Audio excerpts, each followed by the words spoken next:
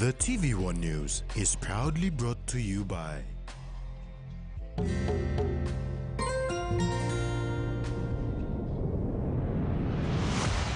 BSP, our bank, our people.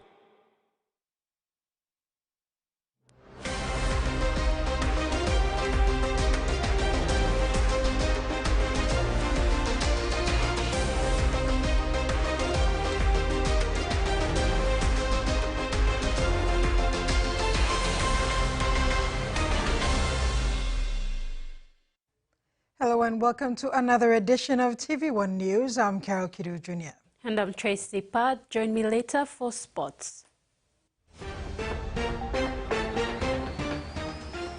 In this edition, VONC matter further delayed.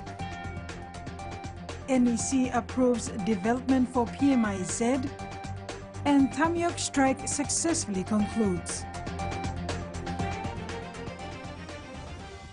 The opposition faced yet another delay in the hearing of their special reference case to recall Parliament when Attorney General Pilar Niningi and Parliament Speaker Job Pomat filed an objection to the competency application in court today. This application took precedence this morning with a decision reserved for a later date. The five-man bench headed by Chief Justice Sir Gibbs Salika did not proceed with the substantive matter. Rather, it had to hear arguments from the lawyers representing the interveners Attorney General Pilar Niningi and the Speaker of Parliament Joe Pomat for the objection to competency application. The application sought to find out why the members of the opposition walked out of Parliament on the 5th of June when Parliament met and a vote of no confidence was taken. The interveners argued that members of the opposition should have rather dealt with the VONC in Parliament and not take the matter into the courts. Outside of court, leader of the opposition Douglas Tomuriesa said they came to court this morning with the view that they would proceed with the substantive matter, but the interveners came up with an objection to the competency application. Meanwhile, Niningi thanked the five-man bench for allowing the application to be heard in court. Roland Dennis, TV1 News. Deputy Commissioner of Police for Specialist Operations Donald Yamasombi, who was the second witness into the Commission of Inquiry into Royal PNG Constabulary January 10th civil unrest, was tasked by the inquiry to differentiate the behavior and conduct of police officers in the past and those of today with regards to respecting senior ranked members of the force. The Commission of Inquiry into the RPNGC January 10th civil unrest, chaired by Commissioner Elenas Batari and led by former Public Prosecutor Pondros Kaluwin, tasked the Deputy Commissioner of Police, Specialist Operations Donald Yamasombi to compare the behavior of police officers in his time to the police officers today, especially their conduct in terms of respecting senior-ranked members of the force. Yamasombi began his police career as a cadet officer in 1996. Has there been any change, any laxity in acknowledging ranks, or as you found in 2000 and 1996 as a very young officer being saluted by other ranks lower than yours, and who've been in the force for a long time with a lot of respect? From my experience and the training that we took, I believe part of that training incorporated what we call 3 C's. Yeah. The 3 C's stands for command, control, and coordination. That in itself was taught in a way that we have to acknowledge those in command, and those in command in turn ensure that those under them, including himself or herself, acknowledge others that were senior in rank. Yamasombi further explained that one of the core functions of discipline taught during cadet training are the 3 C's: command, control, and coordinate. He was asked to explain if this is still practiced today. Expect, or would any member of the public expect the same today? the acknowledgement of ranks, control, coordination of rank and file, for example? It's in existence. There may be isolated incidences, if I may think where you're coming from, sir. I believe the command, control, and coordination aspect of policing, or in us dispensing that authority, is still in effect. Yamasombi said despite public criticism, the 3 Cs is being applied by the police personnel. Over the last 2 days, the 2024 Business Regulators Summit was the hub of various dialogue on how better regulators and businesses can collaborate better to create and better seamless operations that foster greater outcomes for each respectively. Secretary for the Department of Information and Communication Technology, Stephen Matainaho, informed the summit on domestic reform priorities and programs, specifically on the government's ICT policy and e-commerce. Because what's going to happen is now, for example, banks, finance companies, once we get fully compliant on the eKYC, I would like to see, and we all would like to see, that no more paperwork when you go to open an account. Financial inclusion, we have a CEFI strategy, CEFI financial inclusion strategy, for 2023 to 2027. I believe it's over 50 to 60% target of financial inclusion. Now, with this wallet and with this ID, I should be able to go to the bank. I should be able to just show a QR code, scan it, account open. It should be done 3 minutes. I should be able to, if I want to access a loan, I don't need to show my payslip. The portal would be able to download your payslip into the wallet. You have your ID there. You just go and you scan, and you get your loan in seconds. Today, loads of cargo, materials and rations were deployed to Wanuma and Jose Festal in Middle Ramu, Madang Province. This is another development in the census update of the province. Provincial Census Coordinator Breed Kinji Kali is hopeful that all data will be completed in the next couple of weeks. The lack of political and logistical support remains a challenge for the Madang Census Coordination Committee. However, they have been thankful to the PNG and Australian Defence Force, who stepped in 2 weeks ago to assist with materials, workers and necessary equipment to remote locations. According to Census Coordinator Breed Kinji Kali, Madang has recorded around 80% of data, with a few from each district yet to be complete. Some areas in Rai Coast and Middle Ramu have yet to commence data collection. Kinji Kali is thankful to the provincial administration for continuing to support his team with logistics in moving the census in the province.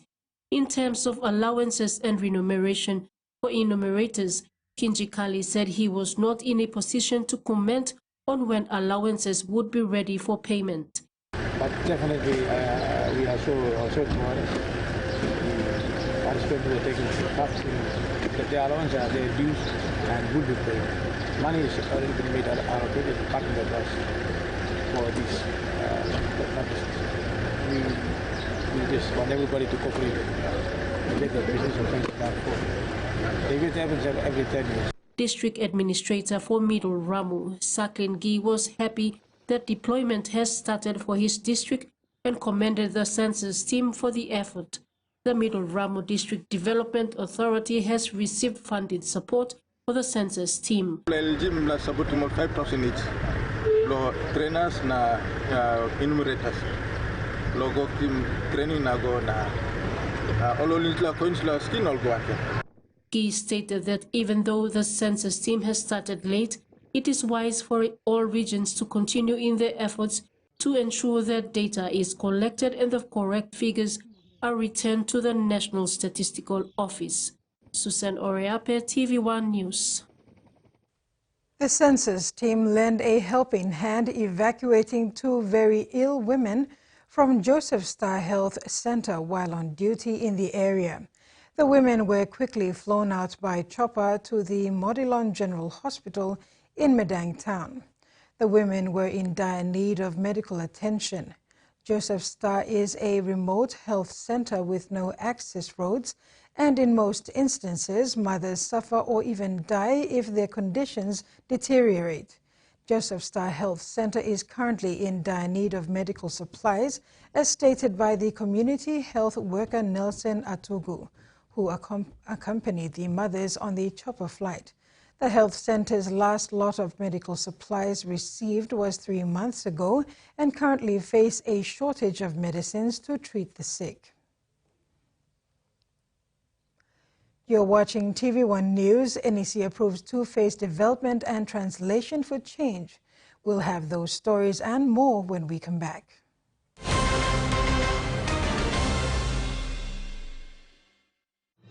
Experience a convenient and smarter way to do your banking with BSB Mobile Banking. You don't have to leave the office or your home to pay for bills. You can view your account balance, transfer funds, top up phone credits, or purchase Easy Pay units wherever you are. Visit your BSB branch today to register now for BSB Mobile Banking. BSB Mobile Banking, the smarter way to bank. BSB, our bank, our people. He says the best Hunters players come from his region. So does she. But there's one thing that brings everyone together. SB Laga, Bunyamyumi. The Toyota JD Hiace bus comes in 14 and 15-seater high-roof luxury model powered by 2.8 liters JD engine for optimal performance output, fuel efficiency and quietness, designed with improved safety features and easy maneuverability for tire steering angle. The Hiace lift suspension and annular frame structure is opted for smooth ride, comfort and safety. Experience the ride on the Hiace bus and experience the Hiace pride, the bus that exceeds all expectations. Hiya, Mama. You wait then, but me add him special flavor. Put in more flavor, put in more taste. Magic kakaru, get up a big smile on face. Time for kim chicken, a great kumutu. Sip, sip, the moo, yes, magic on you.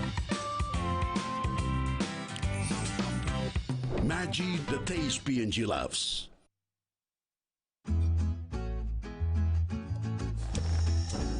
Papua New Guinea. We love a reason for a family gathering. A reason to play. A reason to ignite the flame. A reason to cook the best with the best. Flame Oil, now PNG made for PNG cooking. Flame Oil, winning taste.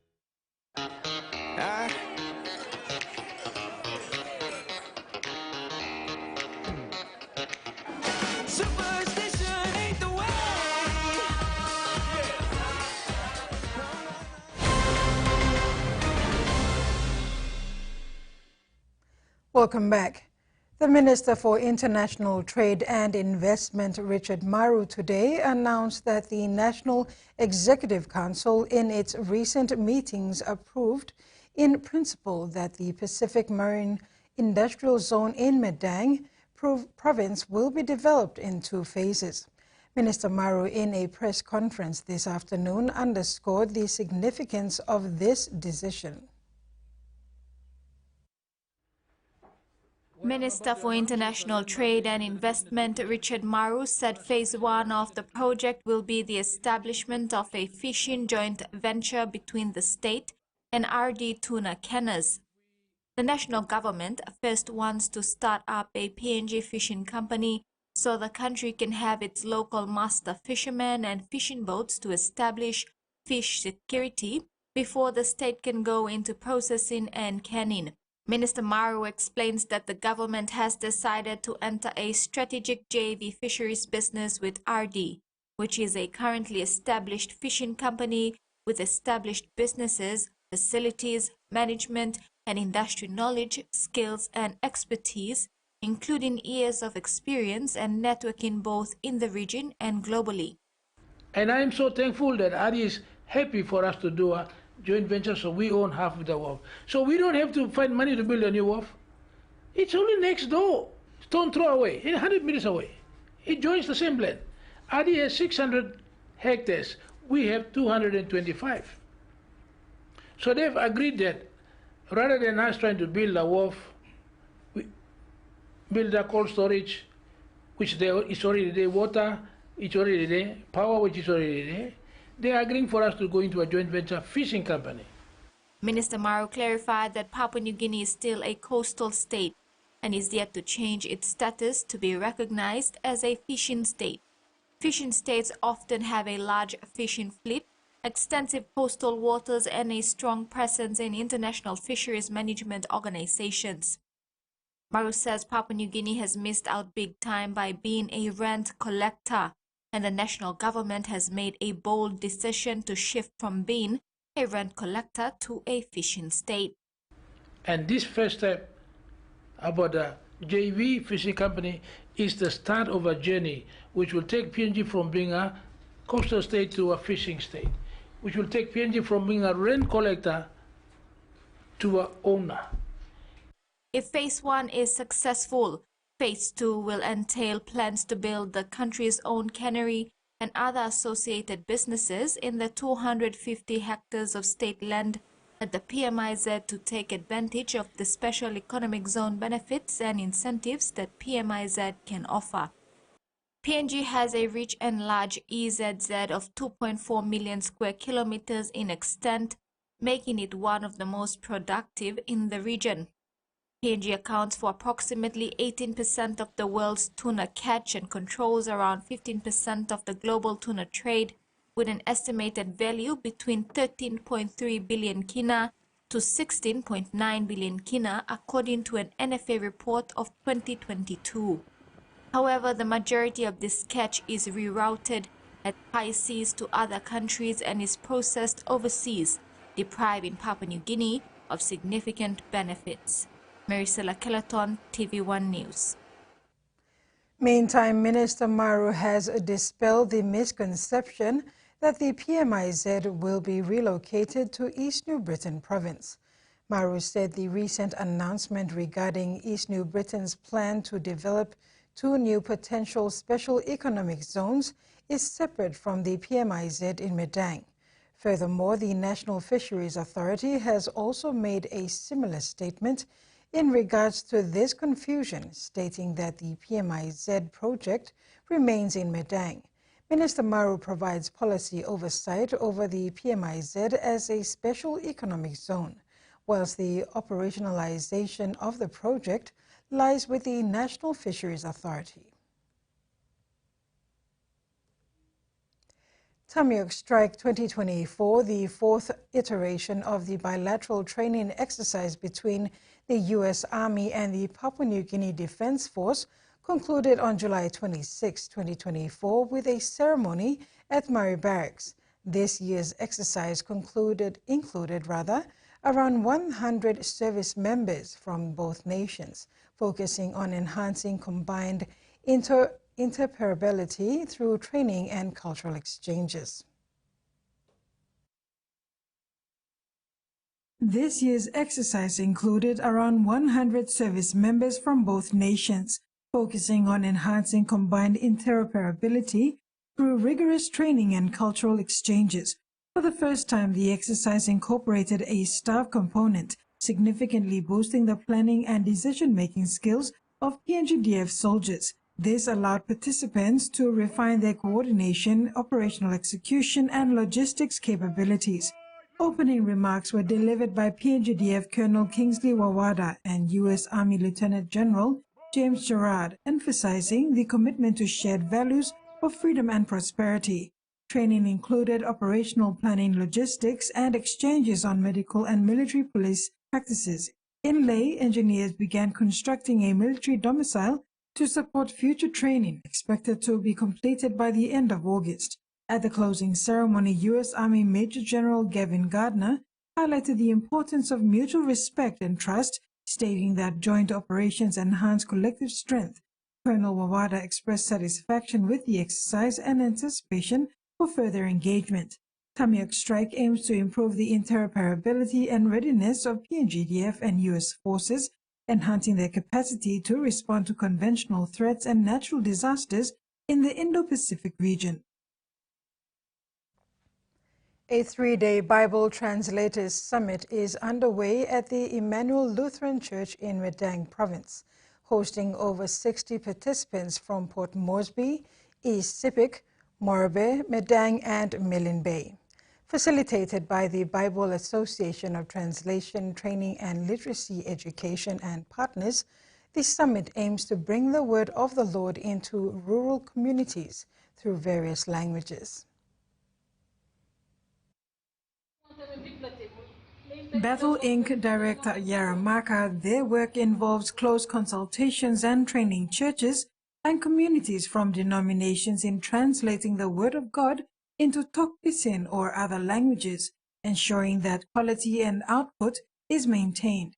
The summit, themed Overview of the Church and Community-Based Bible Translation, will delve into how translations of the Bible can be done and meet quality assurance without having to distort meanings out of context. Because the bulk of our communities throughout Papua New Guinea are oral communities, meaning they don't have an established writing system that's recognized, so they don't have an established orthography or a dictionary. So we start off with that, so it's oral to literate, and then they do transcribing, and in that process they create their orthographies or create their writing systems.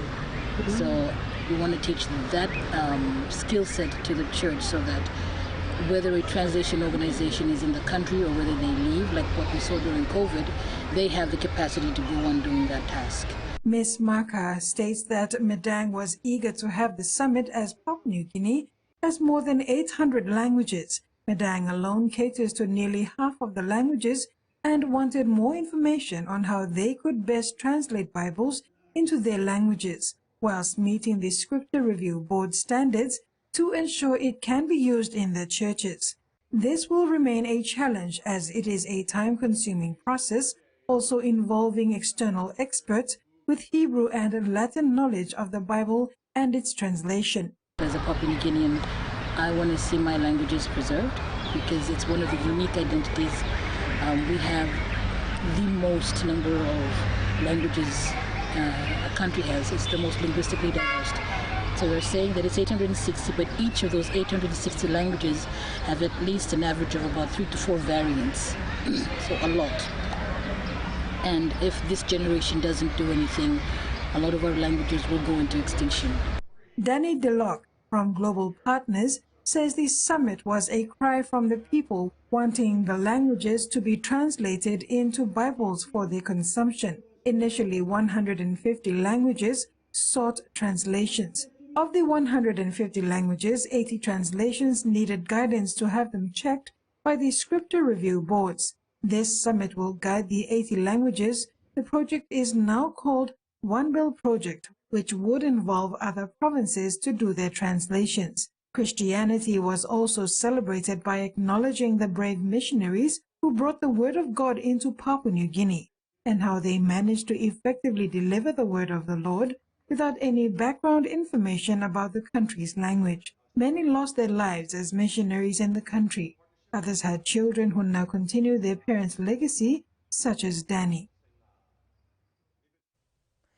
And now to the finance news. The Kina closed lower at $0.2583 US in the interbank market. At Bank South Pacific, our Kina was buying $0.2508 US, $0.3805 Australian dollars, $0.2241 euro, and 37.31 Japanese yen.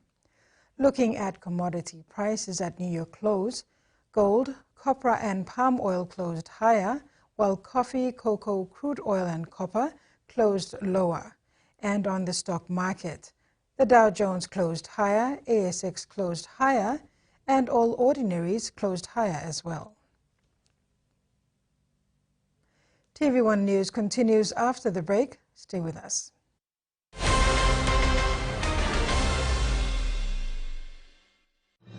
Experience a convenient and smarter way to do your banking with BSB Mobile Banking. You don't have to leave the office or your home to pay for bills. You can view your account balance, transfer funds, top up phone credits, or purchase Easy Pay units wherever you are. Visit your BSP branch today to register now for BSP Mobile Banking. BSP Mobile Banking, the smarter way to bank. BSP, our bank, our people.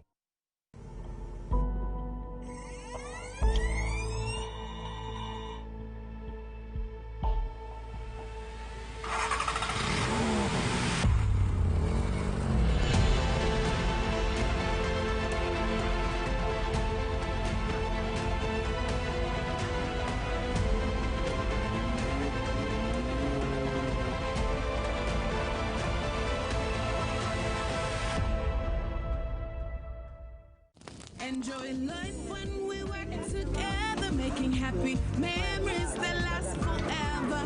Hiding, talk, young or old, a scale race, family meal with home. We'll bring out the smiles cause it's our favorite one Census, call us, scale rise, don't scale price. Census, call us, scale rise, don't scale price. Amber, you like it? A true champion is measured by their courage, their determination, and their passion to never give up and to always keep trying. With a delicious Milo in milk taste and added nutrients, Milo in milk is a great way to fuel our little champions with nourishing energy every day. Because true champions give it their all. Milo, PNG and Mia. Find PNG made. Hardware House is more than just a store. It is where quality meets affordability, where culture is proudly celebrated. Spanning 9 provinces, we pride ourselves in offering top-notch customer support and services. We're more than just a store. We're more than a brand. We are Hardware House.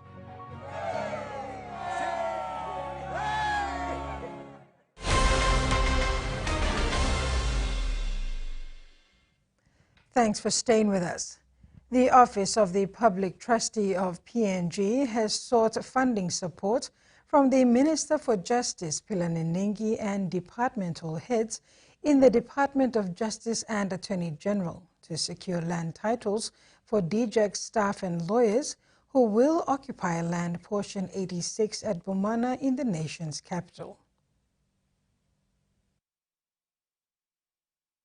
As part of its job to secure and manage property or assets for a deceased person, the Office of the Public Trustee has secured land portion 86 at Bomana for the lawyers and the DJAG officials to build their houses.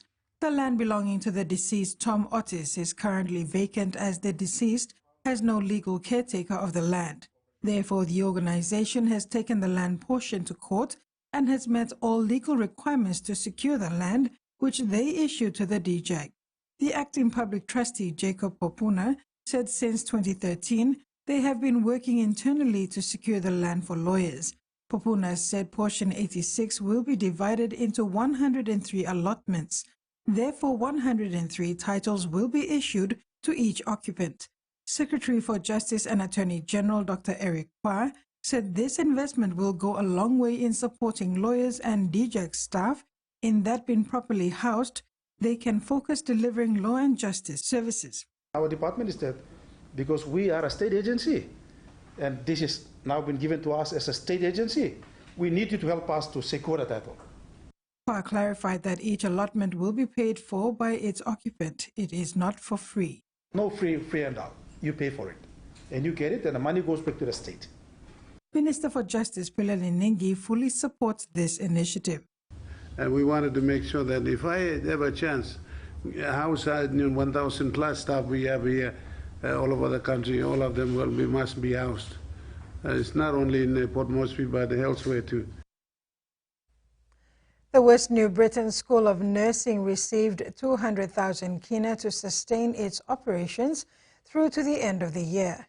College Principal Molly Marava accepted the donation from delegates, including the Australian High Commission's Minister Councillor for Education and Leadership, Laura Marson, West New Britain Governor Sasindran Motovale, and Provincial Administrator Leo Mapmani. The 200,000 kina funds were presented by delegates from the Australian High Commission, including Australian Minister Councillor for Education and Leadership Laura Marson, along with West New Britain Governor Sasindran Motovale and Provincial Administrator Leo Mapmani. Chairman of the School Board, Dr. Joseph Nale, expressed gratitude, emphasizing the importance of the Australian High Commission's support. He acknowledged Councillor Marson's presence as a reminder of the Commission's commitment to the institution.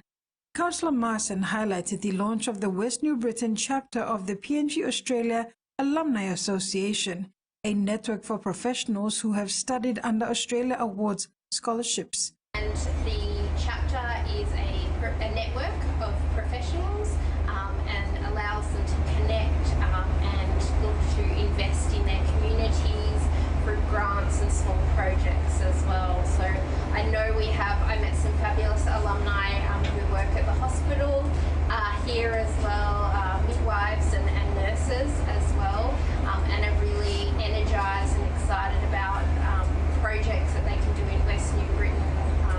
Governor Sasindran Motovale expressed appreciation for the partnership with Australia and its impact on the province. He cited the collaborative funding of a market project where Australia contributed over 15 million kina, New Zealand 10 million kina, and the province 5 million kina.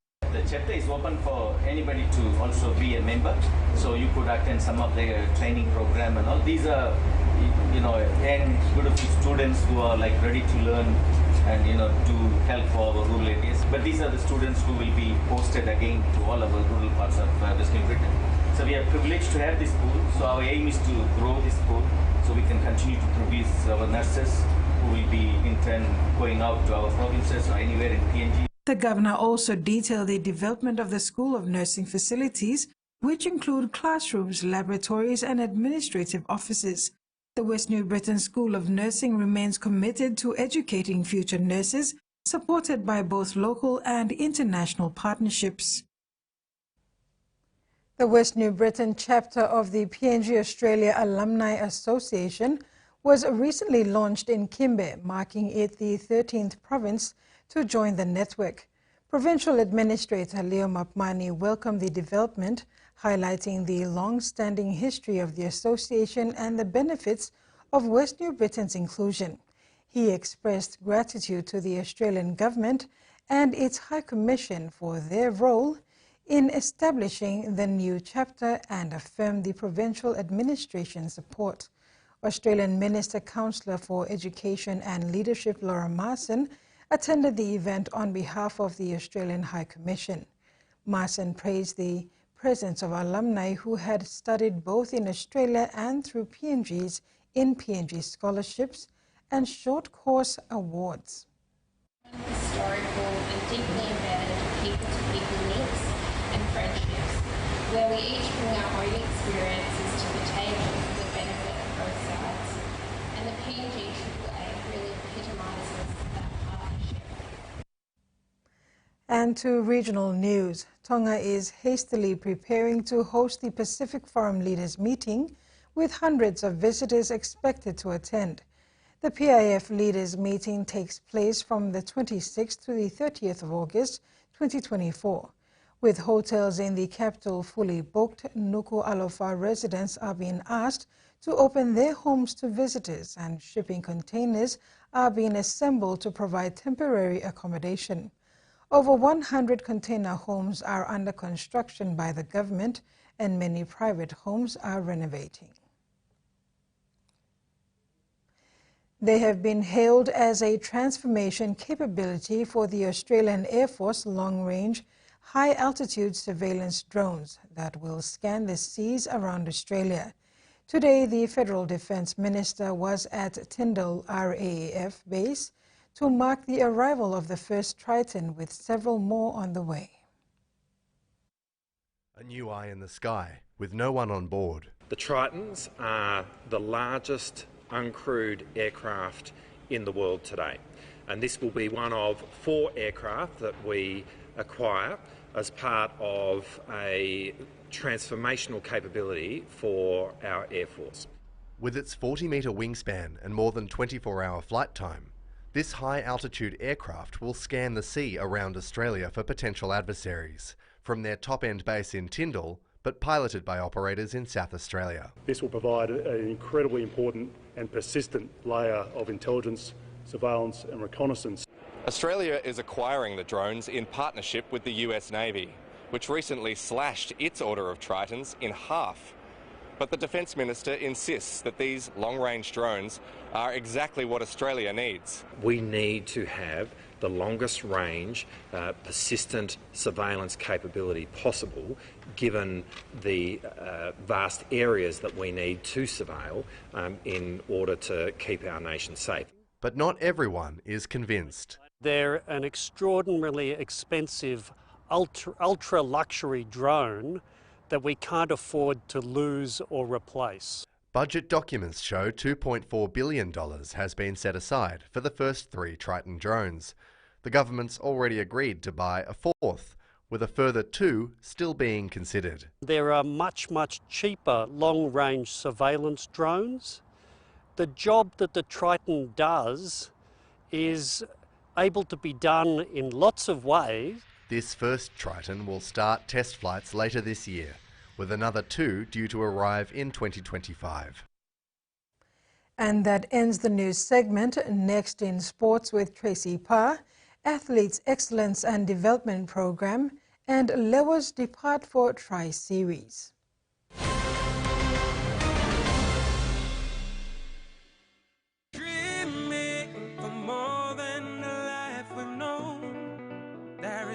To what the future holds. You me holy man, no walk one time. Oh, oh, oh, oh, oh, oh, oh, oh. We dare to believe in incredible things. Oh, oh, oh, oh, oh, oh, oh, oh. With money plus we're ready to go. These 2 are creeping into your personal space. Why don't we send them packing? Oh, maybe not. Bing bang bing. Bum, bum. Hi, I'm Chef Jules Henao, and this is where my true inspiration for cooking started. Like most of us, I learned to cook from my mum. Nothing beats simple recipes where fresh local produce is at the heart, especially when it's a home-cooked meal, prepared and shared with the ones you love. And in PNG, no meal is complete without rice. And my choice is always True Guy. True Guy, true inspiration through generations. At the PNG LNG project, we are proud of our long-standing partnership with the Kumuls, as they represent the hopes and aspirations of so many Papua New Guineans. Rugby league is more than just a sport. It promotes our shared values of leadership, teamwork, respect, personal integrity, and excellence. Lessons learnt on the pitch carry on throughout life and go beyond serving ourselves.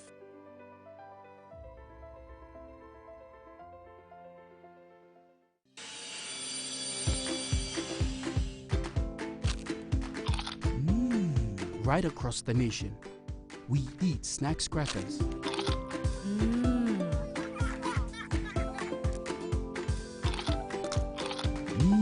Emi trupla. All get a young plana lapun, only like him snacks crackers.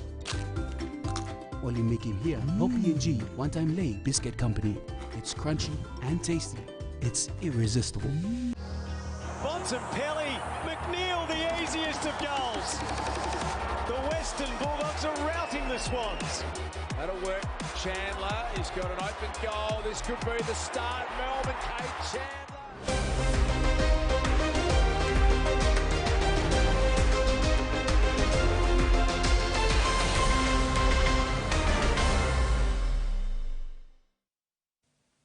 Welcome back. The Sports Excellence and Development Program is the nerve center for the National Sports Institute in Goroka, which is tailored towards developing young athletes to achieve their dreams and goals. The program incorporates education and sport that provides the opportunity for athletes to further their studies while doing training. These include setting goals, building good character with a good mindset and discipline. The National Sports Institute is putting more emphasis on grooming and developing young athletes to be better persons during and after sports. NSI Manager, Sports Excellence and Development Program, Jeffrey Gideon, when giving a brief outline of what the program entails, it is about getting the athletes to learn about setting goals, creating a strong mindset, and good values of life during and after sport. We're trying to give every athlete a dream. So in the dream, they must be disciplined. We give them the values, and of course, we create a routine for them in life. That means they have to wake up. It's like going to work. It's a routine that they do, and of course, they must have an education. There's life during and after sports that we also are giving them. So the athletes are given opportunity to continue their education. Some who have not completed grade 12 or that didn't do well, they are upgrading. Some who have done that, they are given opportunity to study. So there will be life after sport actually, and life during. So that's a very important part of the, but it's of course building getting them to achieve their goals as well in life. So Gideon said one of the success stories of this program is the Athletics Development Program, which is a partnership between NSI and Athletics PNG, an initiative of former coaching director late Samu Sesama, which they hope could be extended to other federations where they can identify talents and involve them in the same program. It's very successful, and we are working with the Athletics PNG, and we hope to work with other federations as well. Is the Athletic Development Program or Athlete Development Program, which have been successful. Out of the program, 3 athletes have been earmarked to travel to the US shortly for further studies and to train other existing scholarship arrangements. Terry Longwood, TV1 Sports. Lake Tennis Club will host its second team competition for the year starting in September.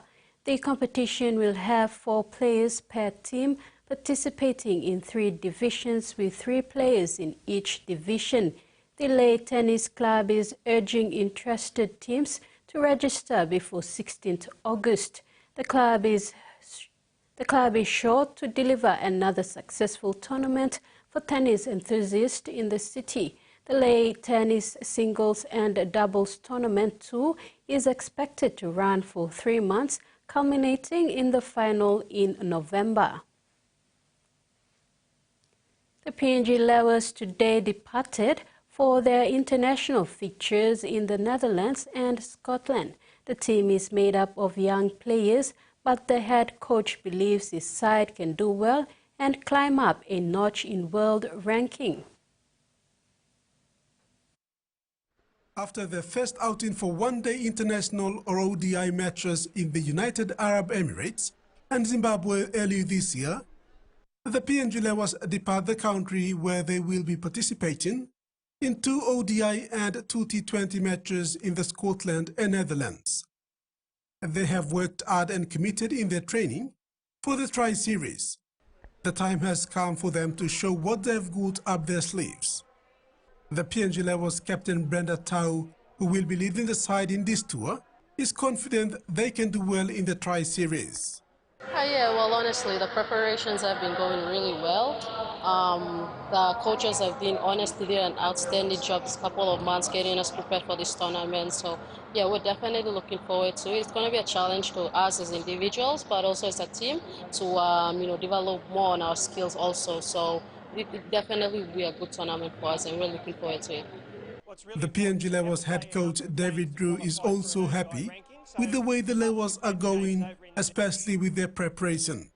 He's expecting the side to put a much improved performance as they depart the country in high spirits.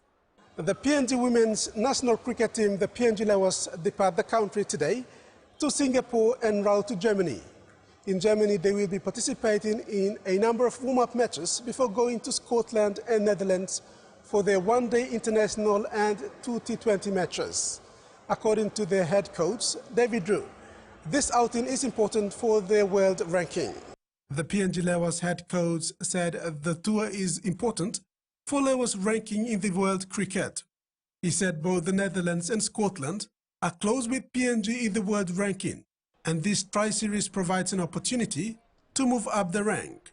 Well, it's really important. So we have to play a number of games to qualify for an ODI ranking. So after we played the games over in the Netherlands, we'll be qualified, which is great. So that's really important. And then we can sort of press to move up the rankings. It's the same with the T20s. I mean, both the teams we're playing are sitting behind us, so it's going to be a real challenge there. They'll be keen to knock us off, and as will we to beat them.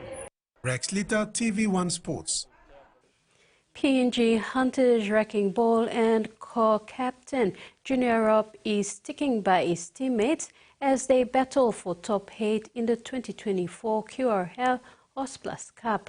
This week they faced 6th place Redcliffe Dolphins, which is an important away match to stay in the race for the finals.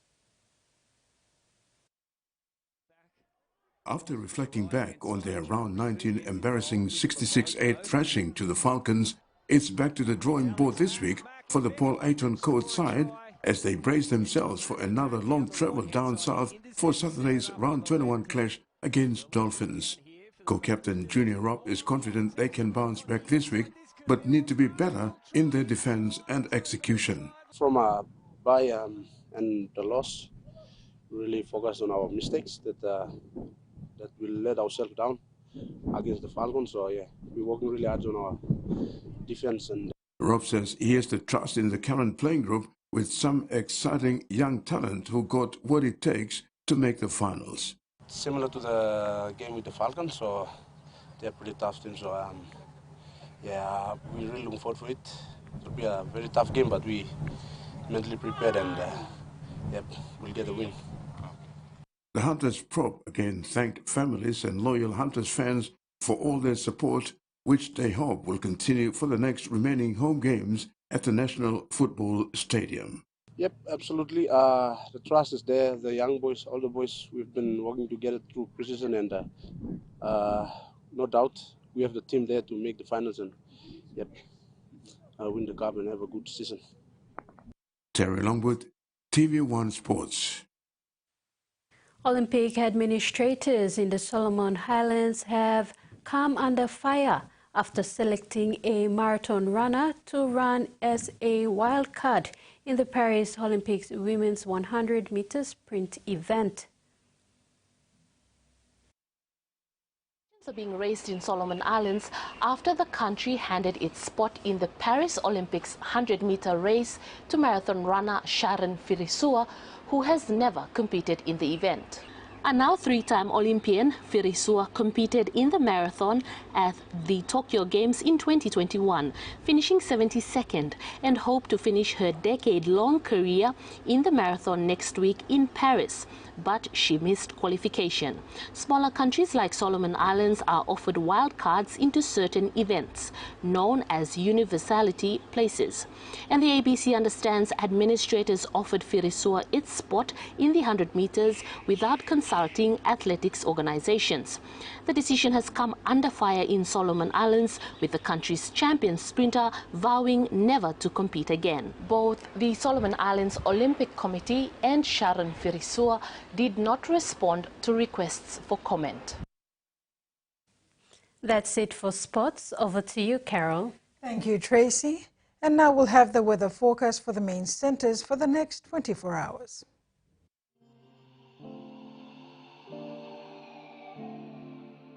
Southern region, Port Moresby, mostly fine, then partly cloudy with possible brief showers and drizzle. Popondetta, partly cloudy with possible few showers. Momase, Ley, partly cloudy with chances of brief showers. Medang, mostly fine, then sunny. New Guinea Islands, Lorengau, sunny with possible afternoon brief showers, then drizzle. Kokopo, Rabaul and Kimbe, sunny, then fine. Highlands, Mount Hagen, mostly fine with few possible afternoon showers and thunderstorms. Mendi, Tari and Wabeg, cloudy with rain showers and possible thunderstorms. Ocean forecast, Coral Sea sees rather rough to rough with southeast winds of 20 to 33 knots. and Bismarck Sea sees moderate to rather rough with southeast winds of 15 to 33 knots. Coastal waters forecast: waters of Samarai Island to Cape Vogel, Huon Gulf to Finschhafen and all Milne Bay Islands, seas 1.5 to 2 meters, rising to 2.5 meters at times along warning areas. And waters of Manus and its western group of islands, seas 1 to 2 meters.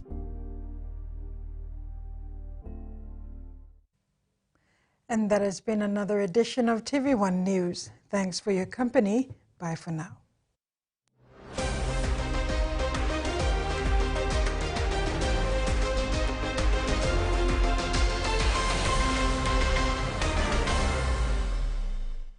The TV1 News was proudly brought to you by